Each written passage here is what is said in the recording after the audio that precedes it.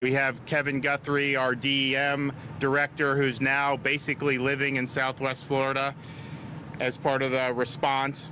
Our FDOT Secretary, Jared Perdue, CEO of Florida and Power and Light, Eric Szilagyi, and our Lee County Sheriff, Carmine Marcino. And of course, you see a lot of folks who've been integral in these response efforts. And I want to thank everybody for all that you've done over the past, now it's going on 9-10 days since this storm hit. So thank you for what you're doing.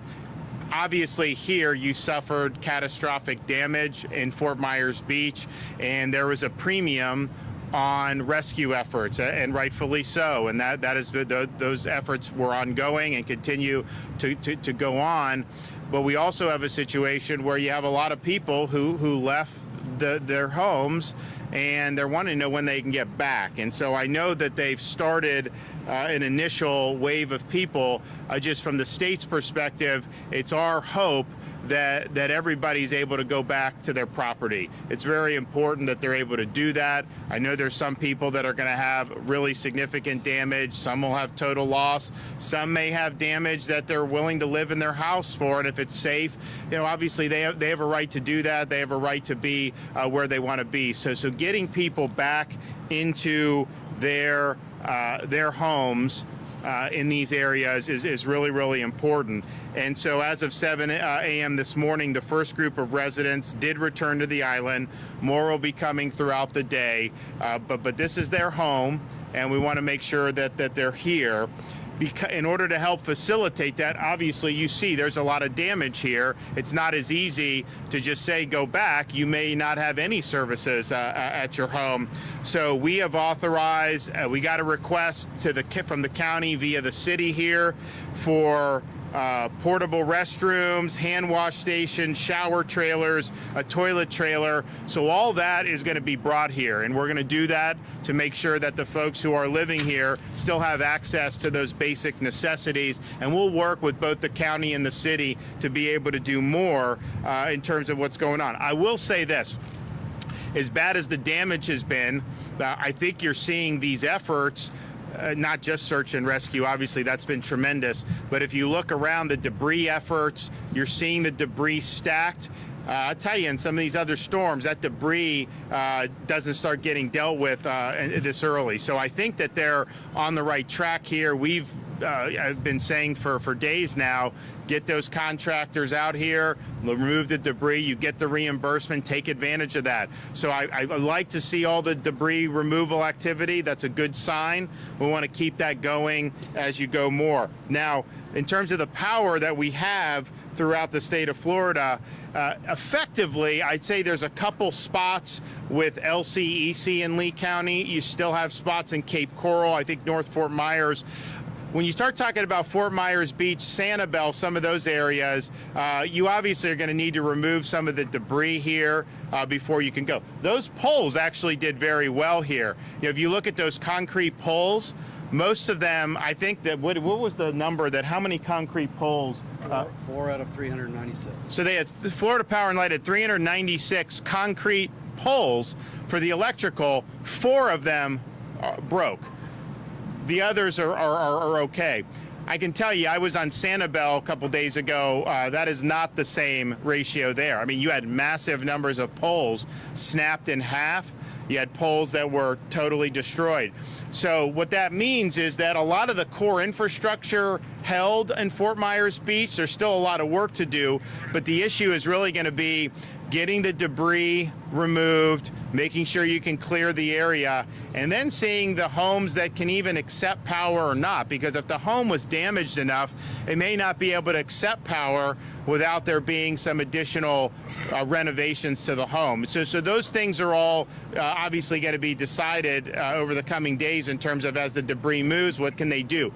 You know, what we've said is we would like services restored, you know, as soon as possible. We understand that there's going to be a lot of things that need to be done in the interim. But I do think, given the destruction that you saw, that this infrastructure for power held up very well, and really surprisingly well, because I thought we would see a lot worse than what we have. So we had the storm exit the state of Florida on Thursday evening of last week. And so here we are now Saturday, over a week after the storm finally left the east coast of Florida. And you basically have over 99% of Floridians with power, other than some of the LCEC pockets. All the places that can be restored without having a major rebuild at this point has effectively been restored. So you have Sanibel, which is going to require a lot of TLC. You are now having some restorations on Pine Island. There's more that needs to be done. There was some damage to the infrastructure there. And then, of course, Fort Myers Beach. We were able to help facilitate 1,000 other linemen from electrical co-ops throughout the state, and then many more thousand from both Duke and FPL to assist with those LCEC restorations. And so we're hearing that you will have Cape Coral, most of all of that done this weekend, and they're supposed to make a lot of progress today. So we're looking forward to that, because we understand that that's important for a lot of folks, particularly in kind of that southwestern part of Cape Coral. But all said and done, to have 42,000 linemen stationed and ready to go, that allowed the power to be restored much quicker throughout the state. And a storm of this magnitude that not only impacted directly Southwest Florida, but cut across the entire state, dropped historic amounts of rainfall, prompted flooding, all kinds of problems to be able to get this done. Those people who grew up in Florida or have lived here a long time, there's some storms, you go back 15 years or so, where people could be out for weeks. And I would say this one was a really, really strong effort. So we appreciate everybody that's been involved. We appreciate all those linemen who were ready to go. I remember seeing them come across I-10 from Pensacola, Panhandle, over into the Florida Peninsula. And it was a great sight to see, because there was a big mission, and that mission was undertaken with a lot of vigor, and it's made a difference for a lot of Floridians, millions of Floridians. So thank you for doing that. We've also asked the linemen, the companies, FPL, and Duke to help us out on some of the barrier islands. Those islands, Sanibel and Pine Island, are done by the co-op. Obviously, this is a big project, so you need all hands on deck. So those folks are engaged in both of those islands, which is something that's really, really important, and we want to make sure that they continue to do that. One of the things you're seeing with all the debris here is this is a monumental undertaking when you have debris of this nature. And we were in a situation in the state of Florida 4 years ago, about this time actually, where Hurricane Michael was Category 5 storm, rammed into the Florida Panhandle. So you're talking about places like Panama City, Lynn Haven, and it barreled all the way through. All those rural counties had significant damage. It was a little bit different storm than this, not as storm surge, not even close to what we saw with Ian. But you did see it like a buzzsaw. It created an enormous amount of debris in places like Bay County. And so we've requested to have the mayor of Panama City, who dealt with this, is a friend of mine, Greg Brodnicki, and his staff. They saw probably one of the biggest cleanup efforts in state history after Hurricane Michael. So they're going to come down on the ground, they're going to inspect, and then they're going to offer some advice to the local officials here in Lee County, Fort Myers Beach, and other places. You could do what you want. You don't have to accept their advice. But I'll tell you, that was a major effort.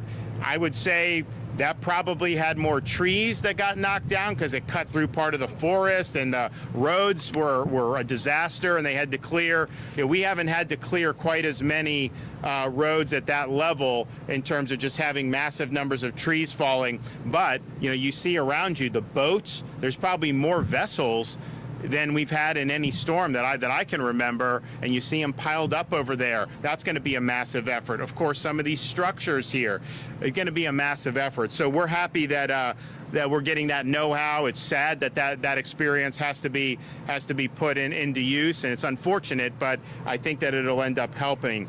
So we've talked about Sanibel, and the need for services there. We're proud to have been able to do the Pine Island Bridge in record time. I know a lot of people are very happy. You have things like Publix open. They can now bring fuel. You have the utility crews pouring in. They're making progress there in Pine Island, and I don't think that would have been possible without that bridge. And so we also understand Sanibel Causeway, need to be able to get that in working order, at least temporarily, so that people can get across easier. I mean, people have been running boats back and forth. We've had Chinook helicopters dropping in, National Guard, Urban Search and Rescue linemen to help, and that's great, and we're happy to do that. But we need to get that going. So Jared Perdue will be talking about that. But they believe that they're going to be able to have the Sanibel Causeway accessible for vehicles sometime in the month of October. So by the end of the month, they expect that to happen. In the meantime, we are helping transport power crews via barge onto Sanibel Island. And the barge is, you need equipment, you need a lot of stuff. We're doing as many as we can under the circumstances. Kevin Guthrie may talk about, there's bigger types of landing craft that we are going to have access to shortly. That does require high tide, because low tide it won't be able to work. So you want to be able to get as many electrical crews and their equipment onto Sanibel Island to be helping with that. The water facility actually did okay from what I understand. Now, there's going to be more that needs to be done from there, but some of the core infrastructure survive. On the electrical side, a lot of the poles, there's power lines everywhere. I mean, it was a really significant damage that was done. So my view is just, we're working hard on the causeway. That will be done, and I think probably ahead of schedule in terms of what most people would have been able to accomplish. There's some parts of this country would take 6 months of bureaucracy to even start laying any dirt down. So we cut through that and get the stuff going. But you don't want to wait until all of that is done, even if we do it in a relatively short term, before you start dealing with some of these underlying issues. And so the barges are helpful. Those are running today. That's going to bring a lot of people. We need capacity to really do a lot more because of what we're dealing with, but we are continuing to work. And I think one of our mantras from Kevin Guthrie, myself, and others is, there's a lot of needs that happen in the aftermath of this storm: search and rescue, power restoration, water, sewer, all these things. Work all of them in parallel. We don't want to say, well, we got to do the bridge, then when the bridge is done, then we'll start to worry about the power. No, we worry about the power on Sanibel now, worry about the bridge, the causeway now, and work through that. So that's what we're doing, and I think that it'll make a difference, because we want people to be able to get back to their homes on Sanibel as well. And it's important. Some of the homes were wiped out. Some were severely damaged. Other had damage that they're going to be able to recover from. And some of them that are high enough up, may even have had more modest damage. But that's something we want people to be able to get back. We want to be able to get in their homes. We want to be able to make whatever repairs, help clear any debris. And so that's important. So right now, that's generally by boat. So we would ask, those boat ramps, want those boat ramps open. We want people to be able to make that happen, and that'll make a big difference. Our relief efforts have been really significant. These points of distribution for food and water have distributed 13 million meals, 47 million bottles of water, and about 2.5 million pounds of ice. So that's a massive effort. We're fortunate because a lot of the stores came back quicker than what a lot of people probably thought, that some of those pods have been collapsed at the request of the counties, and we want to help as long as they need it, but a lot of the counties said we're good and you can send those resources elsewhere. So those have been redeployed as needed. We moved a total of 2.2 million gallons of fuel into Southwest Florida to support this response. That's been used. I saw some fuel trucks coming in there. A total of 375 Starlink satellite devices from Elon Musk. As more people have internet now and the connectivity is better, those are being moved to the places that need it most, and we're happy on that. We've cleared a total amount of 5,200 miles of roadway, and they've inspected and reopened 2,507 bridges throughout the state of Florida. That's our Florida Department of Transportation. And I think most people here in the county saw how quick that they were able to restore access to Pine Island. That was a big deal for those residents, and it was really a big deal for the county. So we're happy that we were able to do that. We now have on the Florida Disaster Fund, which people can go to and donate online, floridadisasterfund.org. First Lady has led this effort. It's raised more than $40 million. So this is like a week, a little over a week after she launched it, and you already have over $40 million. And you have a lot of great organizations that have come down here that are charitable organizations that are doing good work. They obviously can be given funding to expand, individuals who need assistance. There's a lot that can be done with that. So we're really thankful for everybody who's gone. People have gone on and given $5 online, $10 online. I've had people give 7-figure donations, and we appreciate all of it. It all makes a big, big difference. We're also happy that the month of October, starting the last Saturday, is Florida's fuel tax holiday. So your gas, the state gas tax, 25 cents, is suspended for people buying gas in Florida. That means as of last night, I think the average price for unleaded in Florida was about $3.15. You know, it's $6.35 in California. We have the 5th lowest gas right now in the United States because of really, I mean, it was really my effort. The legislature didn't really want to do it. And so we are at least able to get some relief for Floridians with the fuel tax. So I think it's come at a good time. I think it'll help lessen some blows. We are bracing for increases in the price of oil, just given what's going on with OPEC and all these other things. And so hopefully this will make a difference for folks. So we're appreciative of everything everyone's done. There have been people working around the clock. We understand how difficult it is. We understand that there's a lot of obstacles. These are not easy tasks, but people have really worked hard and done a great job. And also just the people throughout the community, I think, have rallied really well. I was down in Naples High School last night.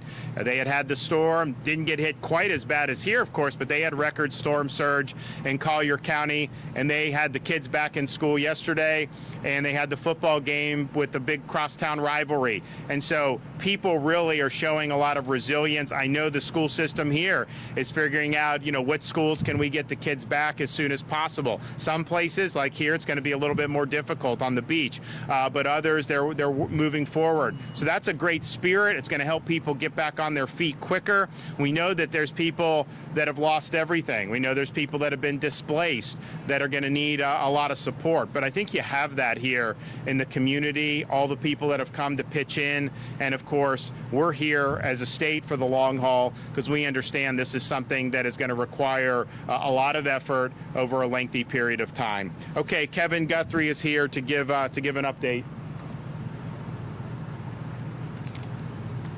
Thank you, Governor. Thank you for your leadership. Thank the First Lady. Thank secretaries and directors that are out here helping us respond to this from all agencies across state government. I'm not surprised, but I continue to be amazed by the efficient response the state of Florida initiated both before landfall, during landfall, and immediately after the aftermath of Hurricane Ian. To date, we've processed more than 5,000 mission requests, and we continue to fill those requests as they come in. This includes missions such as clearing debris, working to help the people of Southwest Florida clean up and rebuild. We could not do this without the men and women of the State Emergency Response Team back in Tallahassee and stretched across nearly 20 counties statewide. I want to give a special thank you to the logistics section of the Emergency Operations Center, who has done a Herculean effort in what might be one of the largest logistical lifts the state has ever undertaken. I want to again reiterate that the good friend of Governor DeSantis, Mayor Bernicki, is bringing his city manager, General Mark McQueen, to this area to assist the Fort Myers Beach mayor and the Fort Myers Beach city manager to come in and just share best practices of what they learned in Hurricane Michael. I want to thank the nearly 50,000 linemen who worked around the clock to get the lights turned back on in Lee County. We still, For those at Leon or LCEC, FPL, Duke, and other individuals stand by ready to send you more resources to get the power on as quickly as possible. I want to thank the members of Florida Task Force 2 out of the city of Miami and the surrounding jurisdictions, and the men and women of Florida Task Force 8, which is our Central Florida Marion County area, who are represented here on Fort Myers Beach. Initial debris pickup has been completed on 2,840 miles of state road. We have 12 fueling depots open, including 3 in Lee County.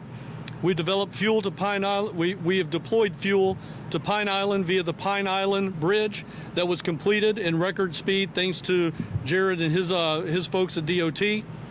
In addition, we have 2 bobtails and 1 Humvee are staged in North Captiva. This is something that the governor's mentioned about us barging equipment over. So we are staged there and ready to do what we need to do in Captiva.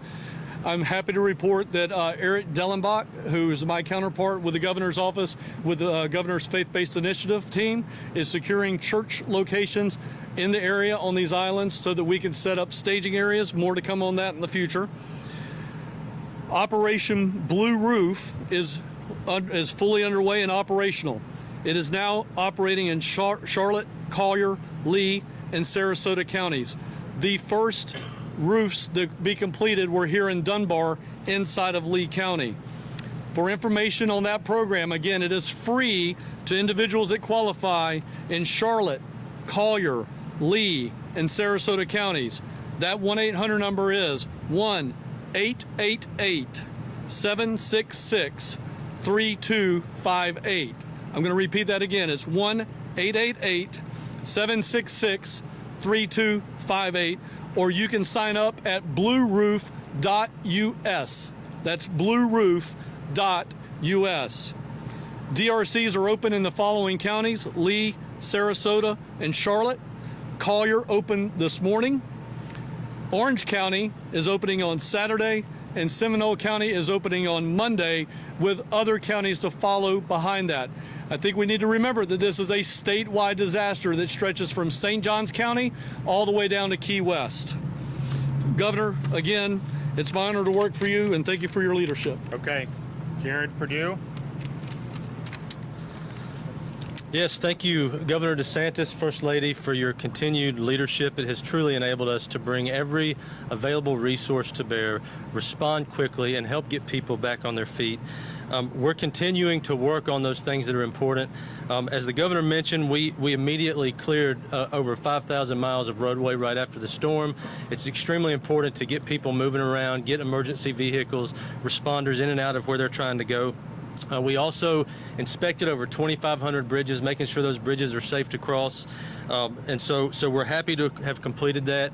Moving forward, we're going to have a really big priority on debris removal. This is a big part of getting people back to normal, helping them recover in their daily lives, and also really prioritizing signal operation.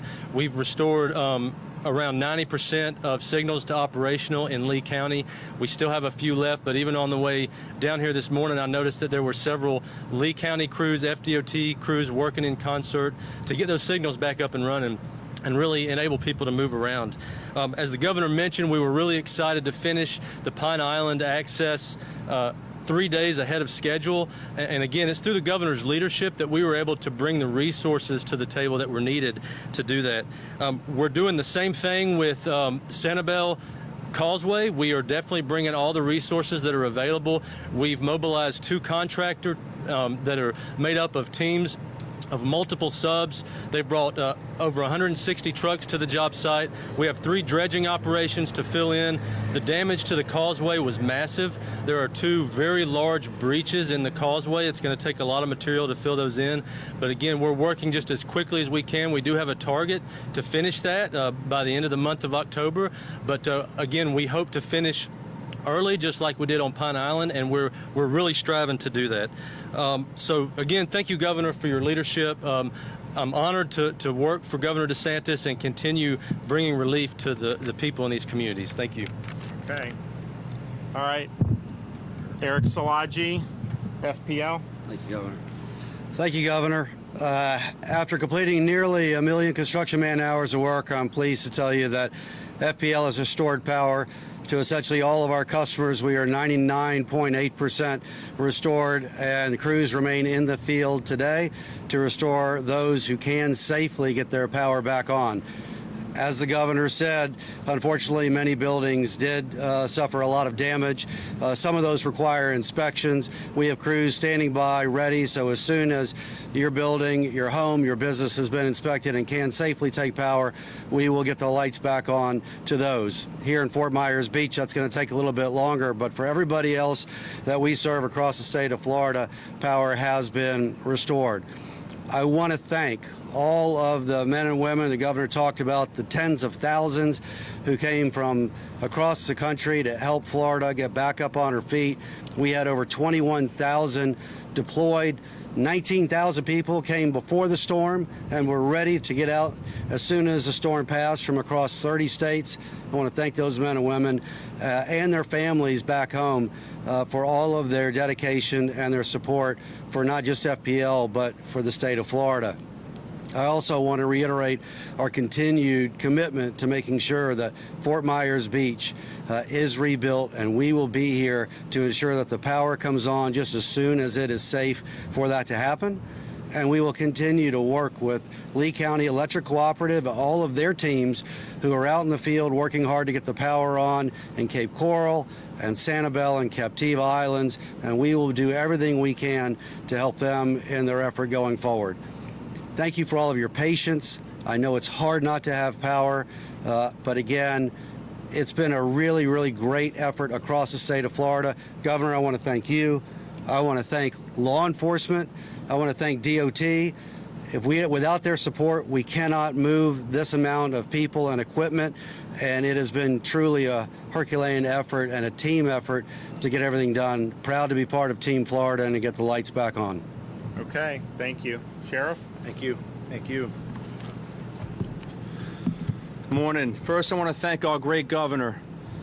Governor, you know, when you take a hit like this in the state of Florida, specifically here in Lee County, as a sheriff who's in charge of safety and security, there's so many things coming at you at once. And Governor Ron DeSantis has proven every single minute, every hour, and every day that he's here with the residents of Florida, not only in every way here, but with law enforcement, as he has stood for law enforcement since the very first day in office. Governor, your staff has been phenomenal. You get things done. Every time I call, the answer is always yes. It's always, what do you need? And I can assure you, we would not be standing here looking at what we're looking at, being all the electric, FPL, LCEC. The residents of Tift County took a hard hit, but we stood Florida strong. And that's because of a great leader like Governor Ron DeSantis, the greatest governor in America. I also want to thank all my family members here. And I say family, I use that word because every single one of you are family. No matter where you come from, the calls come from all over, everyone out of the state, in the state, my fellow brothers at the Florida Sheriff's Association. They sent us people from everywhere. Everyone wanted to help. And I'll tell you this, there's no greater gift. When something like this happens, it's tragic, but when you see people come together, it really hits you in the heart, and you see those acts every single day, everywhere. The only thing I want to cover besides that, and I've been very, very clear, as our governor is we are a law and order state.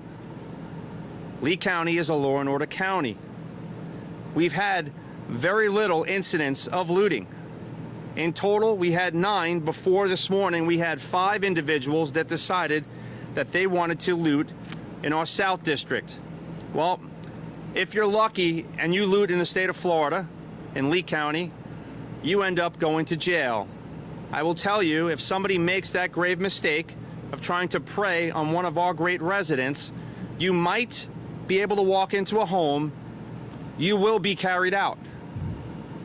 People have the right to be safe and secure, and we are 100% on it from the air, from the waterways, and boots on the ground. Zero tolerance is zero tolerance. We're going to move forward. We're going to be stronger than ever. And once again, thank you to everybody here. And Governor, from the heart, thank you for all you've done for us. Yep. Thank you. Okay.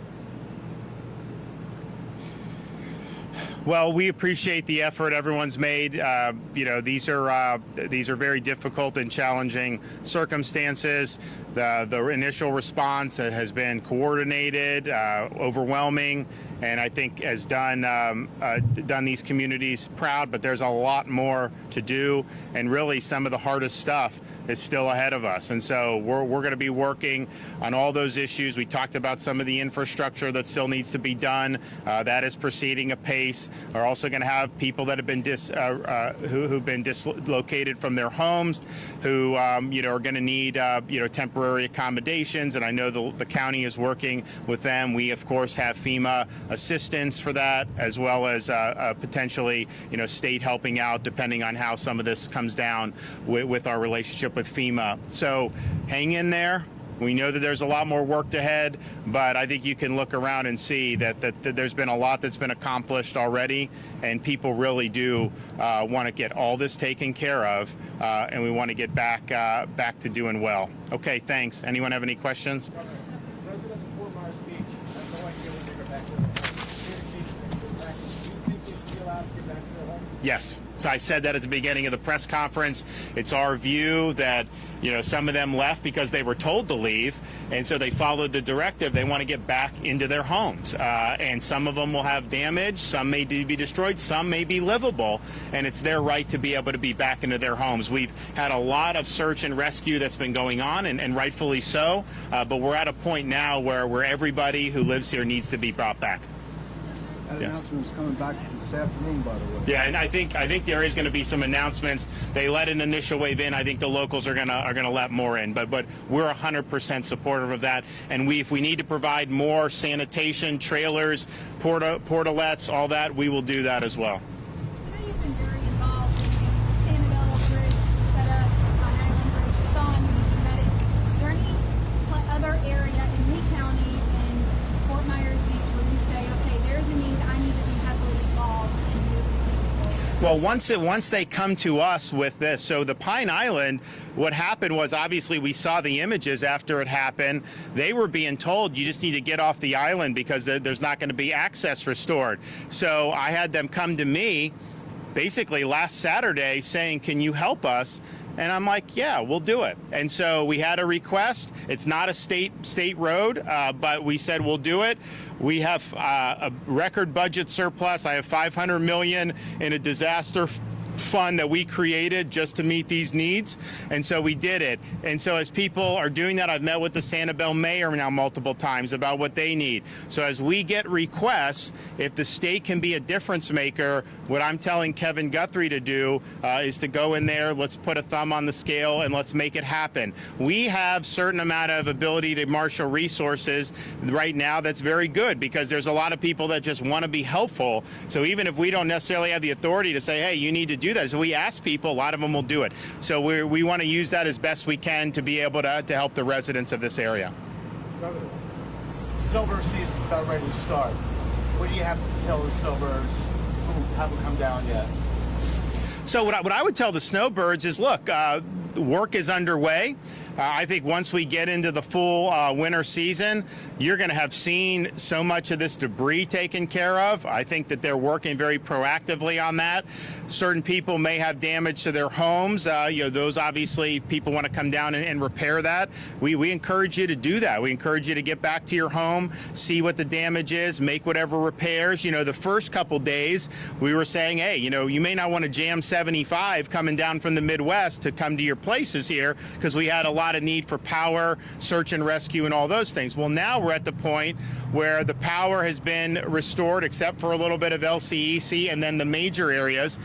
And the search and rescue has gone on for over a week now, probably 9 or 10 days. So it is absolutely appropriate for them to come back, survey their property, and make whatever changes. But I think if you look at how these businesses have bounced back generally in the area, when I saw Publix open Friday morning after the storm in Cape Coral, that was pretty incredible, because after the blow that they just took, you could see that not be open for a week or two, and that would be totally normal for past storm experience. So I think what people that come down for the winter are going to see, there's a huge emphasis and effort on bouncing back from this. It's not easy, but that effort's there because you have a decision to make. You get dealt a bad hand.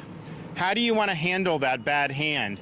Do you just want to say, oh, all hope is lost and that? Or do you want to say, you know what, I got dealt a bad hand, but I'm going to dig in. We're going to work together as a community, city, county, region, state, support from the federal government, and we're going to get this done. And I think the spirit that I've seen overwhelmingly is, hey, we're going to get this done. We're going to bounce back, and we're going to be strong. And I think that's a testament to the folks down here. What's your message to the families that are in need of closure that are still missing loved ones right now? Well, these have been incredibly potent efforts.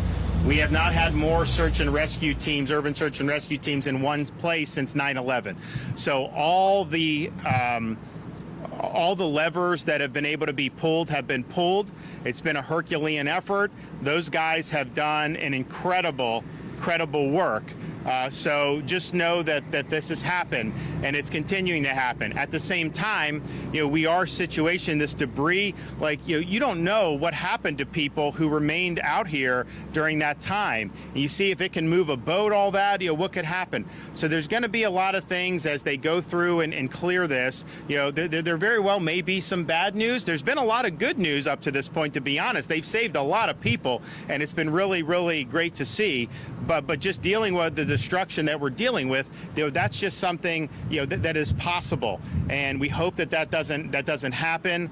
But there's been huge amounts of resources dedicated to identifying people in need and bringing them to safety. And I just, as an American, as a Floridian, am proud of these guys for what they did. To have the Coast Guard, the USAR teams, all this in the wee hours of the morning, last Thursday, the morning after the storm, to be out there and to see how happy the residents were when they were brought to safety. You're in your house, you see the water rise 4 or 5, you don't know what's going to happen. And then you hang in there and then you get rescued. That is a huge thing. And I can tell you, the folks that I've talked to in the shelters who were displaced, all they can talk about is how thankful they are for the effort of people. And they're not talking about their own misfortune. I thought that more would do that because it's such a devastating thing. They're just saying thank you to these guys that rescued, thanks to the Red Cross, the charities, everybody who's pitched in. So that's what you call a team effort, and I'm proud that this mobilization has occurred. I wish it didn't have to happen, but these things do, and so you got to respond in kind. Okay, we'll be back. Thanks, guys. Which way do I go?